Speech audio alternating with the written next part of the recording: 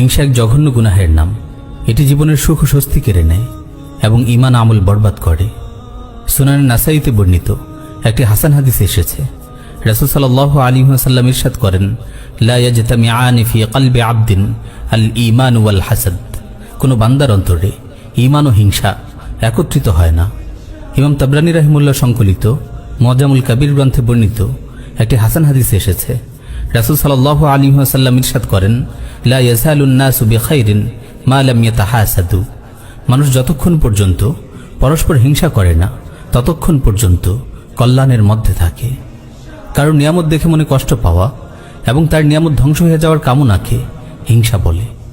বিভিন্ন কারণে মানুষের মনে হিংসা আসে। অনেক মানুষ অপরের খ্যাতি ও সম্মান সহ্য করতে পারে না, আবার অনেকেই বড়াই ও আত্মগৌরবের কারণেও হিংসায় লিপ্ত হয়। নেতৃত্বের লোভ, মর্যাদার লালসাও মানুষের মনে হিংসা সৃষ্টি করে। কখনো কারো প্রতি শত্রুতা ও বিদ্বেষের কারণে মনে হিংসা তৈরি হয়। প্রিয় ভাই, অন্যের মর্যাদা ও সম্পদ দেখে একজন মুমিনের হিংসাকাতর হওয়া শোভা পায় না। কারণ আল্লাহ রাব্বুল আলামিনই বান্দাদের মাঝে নিয়ামত বন্টন করেন। কারণ নিয়ামত দেখে অসন্তুষ্ট হওয়া মানে আল্লাহর বন্টনে অসন্তুষ্টি প্রকাশ করা। কোনো মুমিন আল্লাহর বন্টনে অসন্তুষ্টি প্রকাশ করতে পারে না।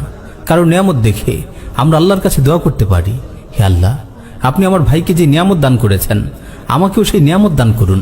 এতে হিংসা হয় না, কিন্তু তার নিয়ামত ধ্বংস হয়ে যাওয়ার কামনা করা হলো হিংসা।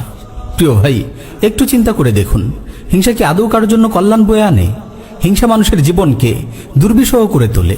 কারণ সে চাইলেও তো অন্যের নিয়ামত ছিনিয়ে নিতে পারে না। সে কেবল জ্বলে পুড়ে মরে আর নিজের সুখের জীবনটাকে নিজেই বরবাদ করে।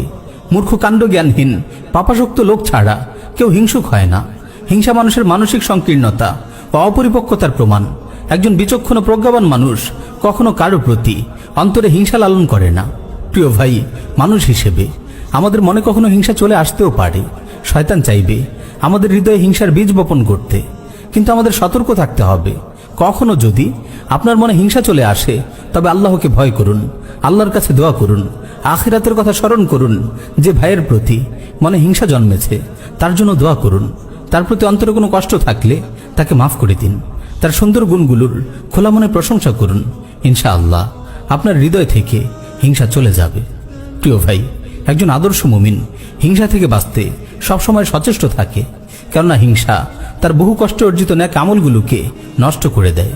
সুনানে আবু দাউদ এসেছে, রাসূল সাল্লাল্লাহু আলাইহি ওয়াসাল্লাম ইরশাদ করেন, ইয়াকুম ওয়াল হাসাদ ফাইন্নাল হাসাদা ইয়াকুলুল হাসানাত কামা তাকুলুন নারুল হাতাব। তোমরা হিংসা থেকে বেঁচে থাকো, কেননা হিংসা ন্যাক আমলগুলোকে এমন ভাবে খেয়ে ফেলে যেভাবে আগুন লাকড়িকে খেয়ে ফেলে। আল্লাহ তাআলা আমাদের সবাইকে হিংসার মতো মারাত্মক গুনাহ থেকে হেফাজত করুন। আমিন ইয়া রাব্বাল আলামিন।